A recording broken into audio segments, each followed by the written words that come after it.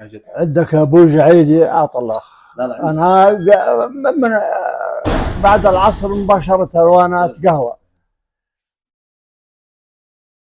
يقول انا مل بالشهم وانا قريشي من قريش ما لفيت المحل عيش، وانا من قيف الرهاوى وقيف ابني كبير مكتب الحجه بغير، وانا ظبياني وانا عبد لي وبني خثيم اشهدوا يا بني سليم لا توازوني على مختطايا، انا معت اقدر امشي عولوني صلب غامد بركب الطائرات.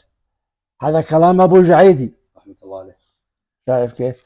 انا مل بالشهم وانا قريشي من قريش ما لفيت المع العيش، اللي هم قريش بالجرشي. انا مل بالشهم اللي هم بالنهيان يعني. انا مل بالشهم وانا قريشي من قريش ما لفيت المع العيش. انا من قيف الرهاوى اللي انحن، انا من قيف الرهاوى وقيف ابني كبير مكتب الحجاب غير، انا ظبياني وانا عبدلي.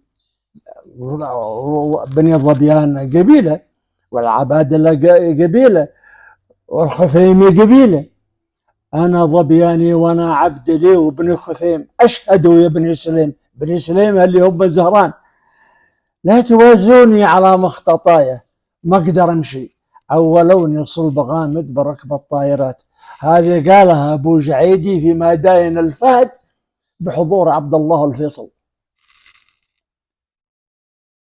لان الجواز كان في واحد من غامد وهو من الجبل موظف في البلدية بمنصب كبير، والجواز سواه في جدة وفرش برا حكمة من البيوت هذيك اللي هناك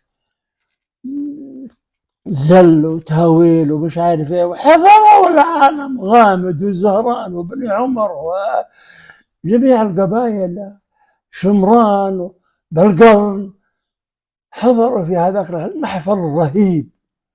وكان في شعار كثيرين منهم واحد قال ابو علي وواحد قال علي الزهراني